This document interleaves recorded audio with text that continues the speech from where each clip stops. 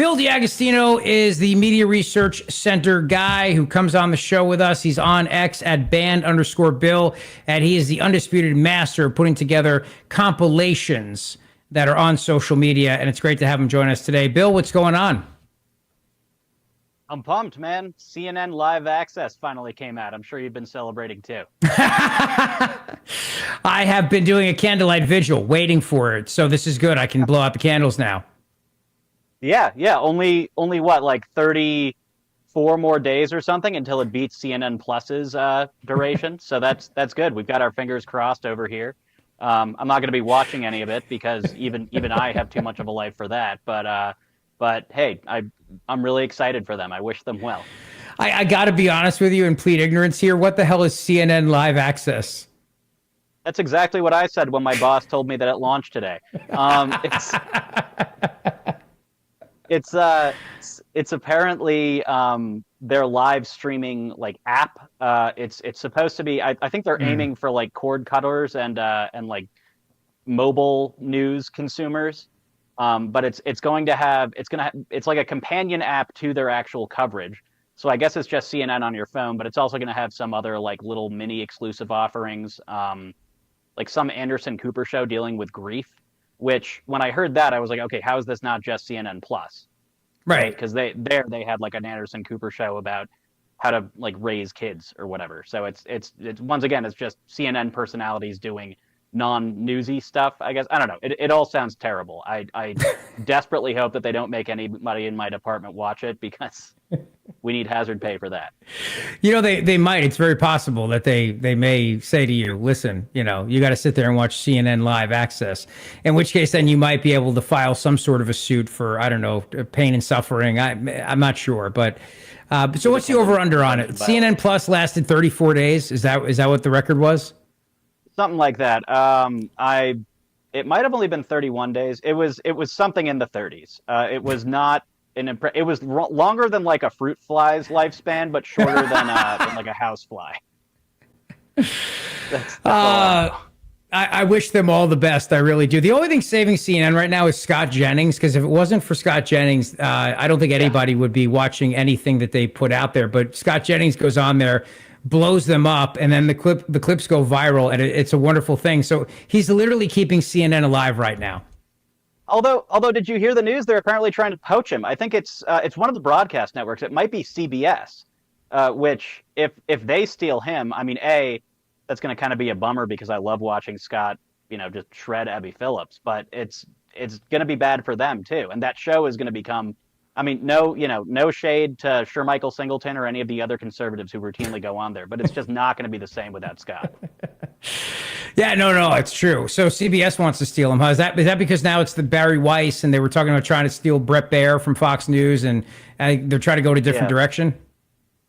Yeah, I guess. I think kind of trying to, fill out the non-liberal progressive ranks a little bit at the network. Bret Baier, I hadn't heard that one. That feels like that'd be expensive. Yeah, well, he's already said no to that. I think they pay him something like $14 million a year, and he's locked into a contract till 2028. But he definitively said he's not going anywhere. I think if you're anyone at Fox News, you stay there. You don't leave to go to CBS because right. I mean, even though they're trying to, but if you're Scott Jennings, that's different. If they throw, they back up the Brinks truck, go for it. Yeah, for Scott, it's totally different. But especially with somebody like Baier, I mean, like he's such a Fox veteran. He's kind of synonymous with the network at this point. So it just, I can't see them ever wanting to get rid of him. So we have some clips today from our buddy Bill D'Agostino, who's joining us. So you put together a compilation. I love your compilations, Bill. They're fantastic. So what? Thanks, man. Tell us about this one. Yeah, I'll admit this one's pretty stupid. I haven't put it out yet. So this is, I guess you could say the first live showing of this. But have you ever noticed how when newscasters who it's usually like somebody as lily white as I am, and they're speaking perfect American English, and then they say a Spanish person's name, they'll be like, oh yeah, so the suspect's name is 23-year-old Jose Ibarra, and you're like, wait, excuse me, what? They break into this faux Spanish accent that almost sounds like offensive. Right. It's basically just a little litany of that, because I think this is becoming a problem and somebody needs to do something about it. There was back when Saturday Night Live was funny. I can't find the skit. They took it down, but they did a skit about this years ago where they would say, Yeah. you know, would you like a burrito? Don't you mean a burrito? And, you know, and it was like, hey, anybody want a taco? Don't you mean a taco? And it was just so funny. But of course, you know, that was when they were funny. And so, you know, good luck trying to find it. But well, let's take a listen to Bill's stupid clip that hasn't gone public yet. But this is be the inaugural showing. I love this. The debut here, right here on the show. Go ahead. I have a name written down in my notebook, Andri Jose Hernandez Romero. He is a gay makeup artist from Venezuela. The suspect, 23-year-old Victor Antonio Martinez Hernandez, a migrant from El Salvador. I have been texting with the suspect's wife, Leilyn Franco. The first U.S. television interview with former ICE detainee Andre Hernandez Romero. One of the Venezuelan men who was sent to the Secot mega prison in El Salvador. His name is Andre Hernandez Romero. Well, Gilman Abreu Garcia has really become the face of the Trump administration's deportation. She will soon order officials to keep Gilman Abreu Garcia in the United States. Jose Ibarra, a 26-year-old migrant from Venezuela. Well, Bad Bunny is awesome and loved in the Latino community. Many of his supporters, many Latinos. Uncertain time for multiple museums right here in the country, including the National Museum of American Latino. I'm sorry. I'm sorry. You know, it's I love that one because she has a bit of like the Valley Girl like up talk at the end too. So she's like Latino, you know, it's ridiculous. It's ridiculous. We can't just say Latino. Like, I mean, it's one thing to try to pronounce their name correctly, and it's another thing to do the rolling of the R's. It's another thing to just, you know, change your pitch and all that. But I mean, at the end of the day, can we not just say Latino? Like, I mean, why are we not breaking into Italian accents every time somebody brings up an Italian guy's name, you know? I was gonna say, right? Like Geraldo Rivera, whose safe did he break into? Whose safe did he open? Al Capone, Yeah, it was Al Capone's safe, right? I mean, I always talk about Geraldo Alfonso Rivera. Capone, Rivera. It was, excuse me, Alfonso Capone, I mean, isn't it sort of, I don't know, a little bit, like when a non-Latino does it, if we're using the left's playbook, isn't it kind of either stereotypical or something else? I'm sure there's got to be a foul we can call using their playbook and rule book, right? I feel like there's got to be. Yeah, I mean, I have been told by a Latino friend of mine that God, it feels dirty even doing that. It does. That, like, no, it feels like you're mocking them. That's what it does. It sounds like you are mocking them by saying it that way. You know? Right. I mean, but I have been told by a Guatemalan friend of mine that he said basically the best way for you to actually sound like a native Spanish speaker is to basically do what you would call like an almost offensive accent, like really lay it on thick, and it'll sound more natural because it shouldn't sound natural to you because that's how it sounds in their language. So I don't know if there is somebody out there who has enough energy to get like deeply offended by all of these clips, but at the very least, it's incredibly stupid, especially when you are so obviously a native English speaker. Because again, I had to look up. To make that joke, I had to look up how to pronounce Al Capone because I've never said that in my life. Because why would I? I'm from Connecticut. Right, but you are Italian, so you know D'Agostino, and of course how they pronounce things in Italy is different from how American Italians. Like there's this great skit that the guys from The Sopranos put together, where they have an Italian guy there. I don't know if you ever saw this or not, but it's Drea Di Matteo.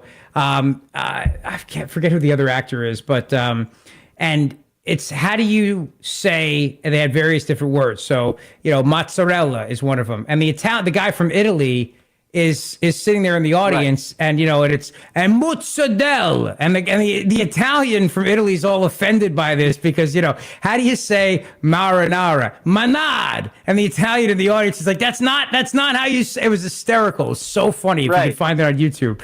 But this is kind of like that. I mean, it's parody almost.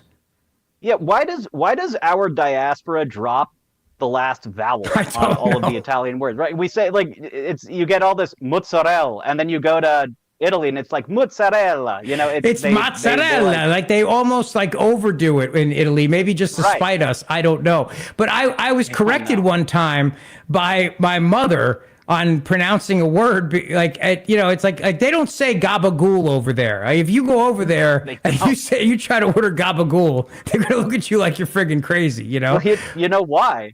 It's because they're all Italian. Gabagool is like an American dialect word. It's just people who happen to be of Italian extraction, but nothing in their Italian genes makes them pronounce it like that, right? It's being from around New Jersey. Matt, see if you can find, I think it's called the Italian Spelling Bee on YouTube. See if you can pull that up for us at some point, because it's really funny. And now I need to go back and watch it again, especially now that Drea Di Matteo has been so outspoken about her politics the last several years. And I loved her when she was on The Sopranos, but right? COVID moved her in a very good direction. Yeah, although like I also wasn't expecting like the conservative icon or whatever you want to call her coming out of The Sopranos to also be like doing OnlyFans. That was equally surprising and a little bit more upsetting. Well, times are tough, buddy, and if you can't get any work in Hollywood, just saying how that goes.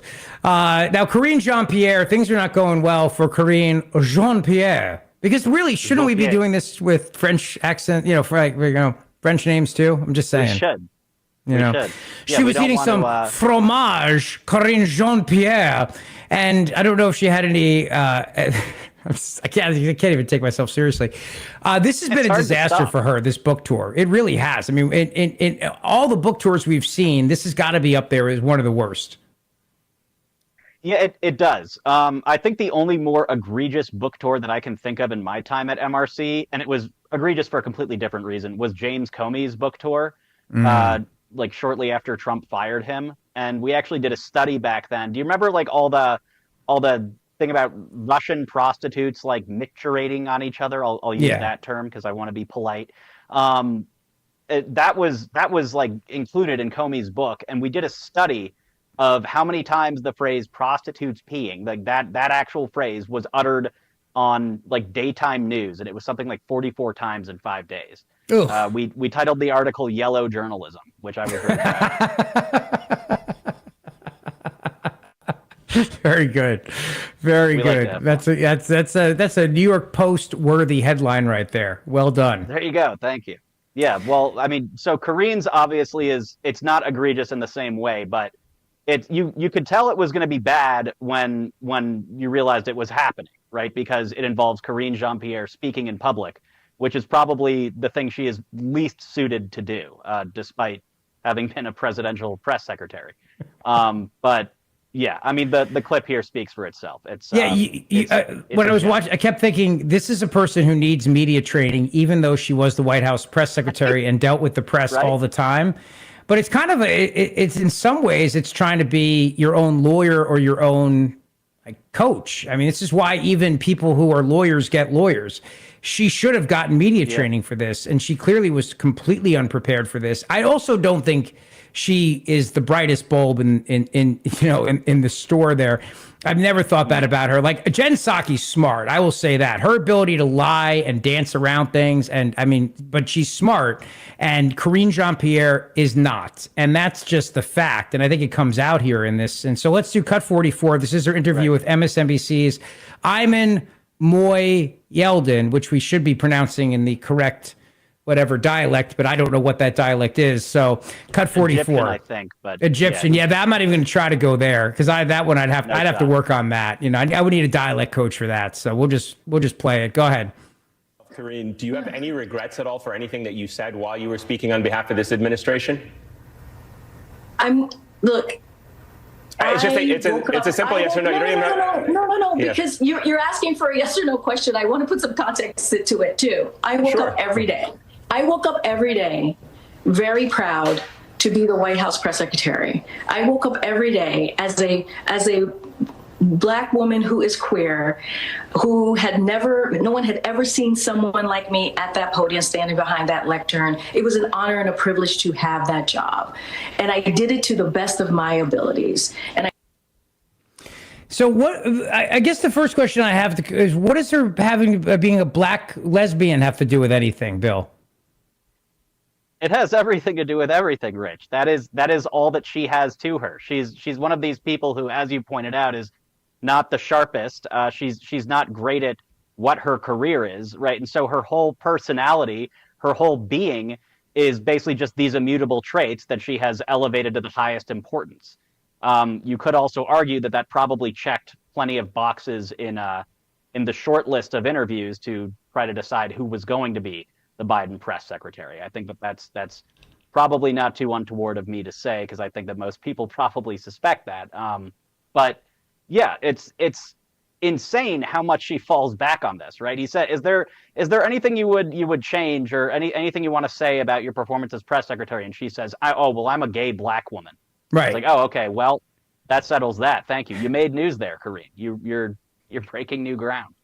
She also told us that we were liars. These were deep fakes about Joe Biden. Everything else that she said, year after year after year. I mean, not year after year, but I guess it was kind of year after year, because this has been going on for a while.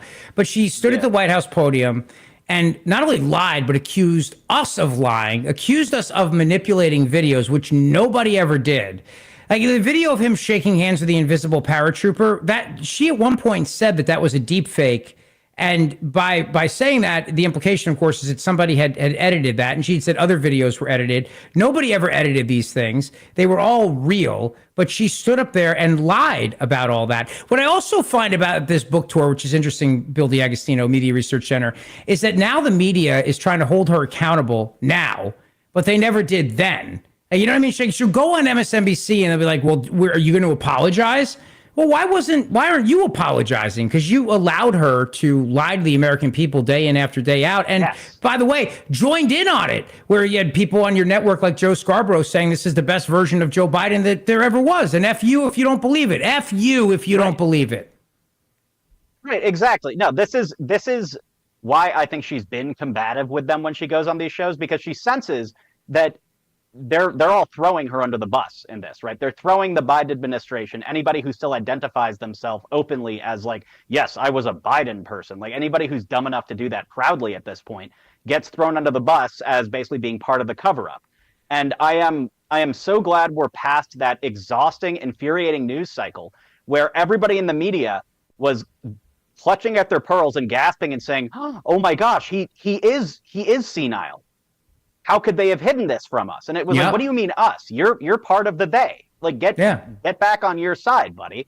And this is just more of that. It is kind of remarkable though that she is so unpolished, even in doing a book tour, but also that she is still defending Biden like really aggressively. It's like nobody told her, hey, you don't actually have to like lie as easily as you breathe now that you're not the press secretary anymore, now that you're not trying to hide the president's senility from the world, now that you're not trying to pretend that an auto pen isn't basically in charge of policy. You can tell the truth. You can make this a tell-all, right? If anything, that would get her a bunch of plaudits and a bunch of head pats and attaboys or attagirls, whatever, from her former colleagues in the media. But she still just goes on and deflects and defends in her incredibly clumsy way. I don't know if she thinks that she's defending herself in that regard, or if she thinks she's defending Biden. Because if she's doing it to defend herself, like just tell the truth. Just be like, yeah, they made me do all of that. I would have lost my job if I hadn't lied. Sorry. Yeah, I mean, and people would go, all right, well, that was your job. You were the press secretary. That was your job. All right, fine. But she's doubling down. I mean, she's doubling down on saying that Biden was fine. She never saw it, which makes her just sound like an idiot. I mean, it really does. It makes her sound like an idiot. There's no reward. There's nothing in it for her to do that anymore. And so I don't get, like, is she expecting the powerful Biden political dynasty to like come back to power and reward her for her loyalty? Because I'm telling you right now, Karine, that's not happening. Maybe she's hoping that Hunter Biden is going to marry her. But then again, she did point out that she's a black lesbian. So I don't think that's it. So I don't really know what the game is here, Bill. I can't figure it out. Margaret Brennan argued with Democrat Minority Leader Hakeem Jeffries. He's another dope. I'm sorry, but I mean, this guy is terrible at this. He's boring. He just has, no wonder why they're losing at everything. I mean, this is their minority leader. Cut 45. I want to ask you about something you said. You said Democrats, there are no election deniers on our side of the aisle. You said that back in January. But recently, you've been using the term rigged elections in reference to the upcoming midterms. Democrats were appalled when President Trump used language like that. How do you justify using that now? Doesn't that undermine faith for voters? You need to show up. No, I've been using that term in the context of Donald Trump's unprecedented effort to gerrymander congressional maps in a partisan fashion all across the country in order to rig the midterm elections and deny the ability of the American people to actually decide who should be in the majority as it relates to the House of Representatives. You know, Democrats are also going through gerrymandering and redistricting. No. Well, Democrats are going to push back aggressively to make sure that we have fair maps across the country, not partisan gerrymandering, which Republicans have initiated in state after state after state. Bill D'Agostino, could you help me understand that and translate that for me?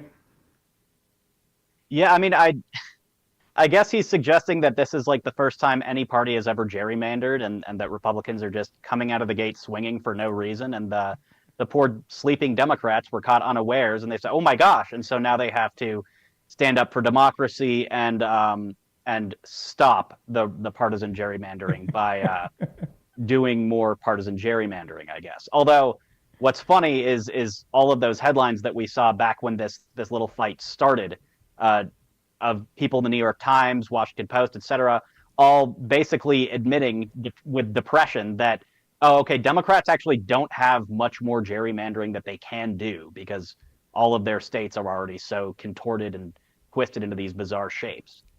So they've already basically reached full gerrymander saturation, and Republicans are just catching up now, which is why Republicans stand to gain a lot more from this than Democrats do.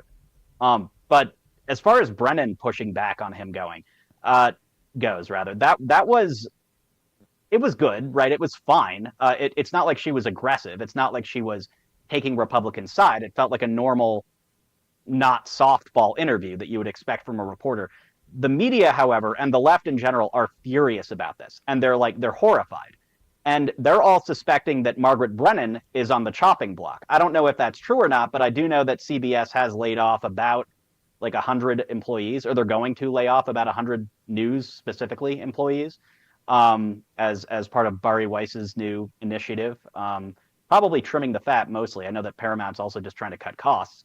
But yeah, I mean, I do wonder if maybe Bari Weiss coming in has something to do with the fact that we actually saw Margaret Brennan trying to hold her own against Hakeem Jeffries, which not the hardest thing to do in the world, but it's probably hard to force yourself to do that if you're Margaret Brennan.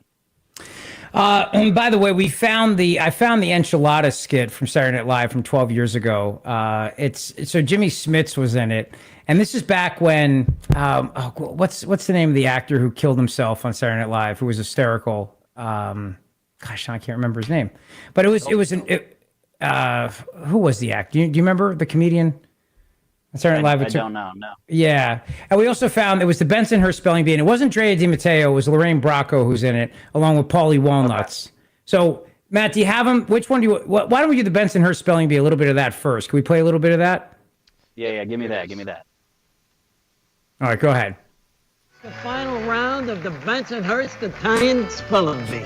In just a few minutes, one of these little scongials will be king of the neighborhood. Oh, queen. Maron, if you should be so lucky to win, your prize is going to be a beautiful meatball parmesan from the Spumoni Gardens. Michael, you're up. Why is he wearing a tracksuit? He's wearing a big chain. Shh. Your word is mozzarella. Mozzarella. Can you use it in a sentence, please? Jimmy, can you put some more mozzarella on my pizza before I smack you? Mozzarella. M-U-T-Z-A-R-E-L-L-A. Z-A-D-E-L. What's it L? That's correct. That was wrong. That's how Italians spell mozzarella. That's not even how Italians say it. It's mozzarella. Anthony, please step forward. Your word is prosciutto. What? Can I have the origin of the word? The origin of the word is from Borough Park in Brooklyn. Prosciutto. B-R. I think that man's trying to say prosciutto. A-Z-O-O-T. Prosciutto. That's correct. Oh, it's funny. It's definitely worth a watch. No doubt about that. And then the Saturday Night Live. What's that? The Italian guy getting frustrated, and I think he's trying to spell prosciutto. That's perfect, right? Because I imagine Italian people watching The Sopranos sometimes and just pulling their hair out and thinking to themselves, "There's no way that like American Italians actually talk like that." But yeah, no, it's definitely a thing. My mother had told me for the longest time that my grandfather came from a town called Gaivano, and when we went to Italy on our honeymoon, I went to the town, but it's Caivano, and that's how they say it over there, Caivano. And so I was asking for Gaivano, and they had no idea what I was talking about. They finally said Caivano, and they understood it. So I went back, and I said to my mother, I said, I went to Grandpa's town. I went to Caivano. She said, it's Gaivano. I said, no, it's not. But the Italian Americans take the C and they turn it into a G. And so my mother's lecturing me how they got it wrong over in Italy. I'm like, Mom, I'm pretty sure that they know the name of the town in their country. Like, I'm kind of sure about that, you know?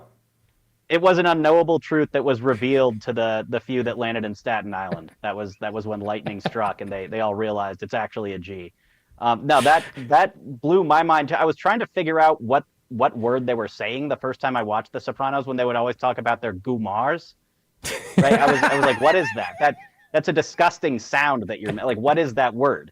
And it apparently in Italian it's comare, but yeah, that turned into gumar. Or gumad, gumad, which is even better in my opinion. You know, because you're just adding a D and like you're making up letters. Yeah, where did the D come from? Yeah, no, it's ugh. Especially because Fridays it's for the gumads and Saturdays for the wives, you know? Right. Here, so the enchilada skit from Saturday Night Live, it actually takes place at NBC News. So they're definitely mocking there you go. the media and their use of accents. And here, let's take a listen to it. Now is over. But for the people of Nicaragua, that is small consolation. This is Robin Fletcher for NBC News, reporting from Managua, Nicaragua.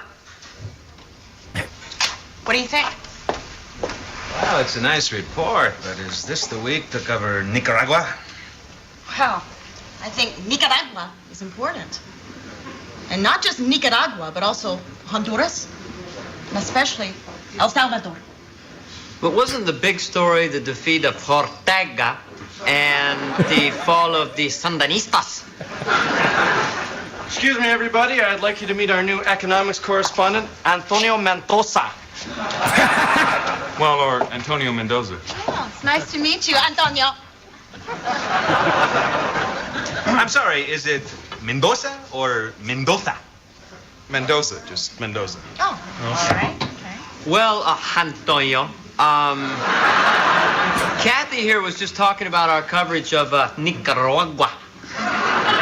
Yeah, well, I think that the economic development in that region is going to be a real big story. Yeah. Especially now that they don't have to worry about the contras. Oh, Antonio. He's doing it great. too now. Yeah. Right here. Okay. Antonio, please feel free. We always order too much food. No, thank you. Thanks very much. Okay.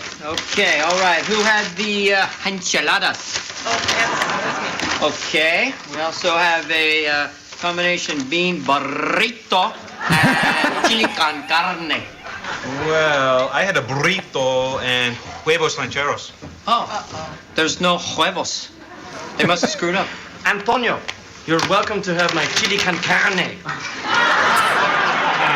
No, thanks. Say, you guys really like Latino food, huh? Well, I grew up in Los Angeles. Thanks, Matt. By the way, it was Phil Hartman, and it was his wife who killed him.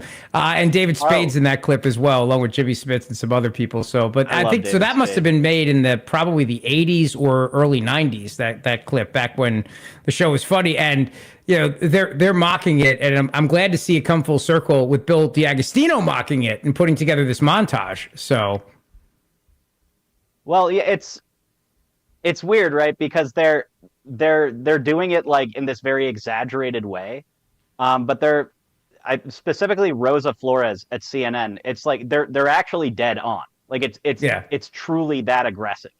It's crazy how an SNL skit has basically aged into being boilerplate news coverage just 30, 40 years later. Amazing. That says something. I don't know what, but it's probably why I have a job. I'll put it that way. And it's from 1990, and Mike Myers and Dana Carvey are also in the clip. So there you go. Bill, excellent appearance today. Well done. And it was a lot of fun. Follow Bill on X at @band_Bill. We'll talk to you next week, brother. Thank you. All right. Thanks a lot, man. Good to see you.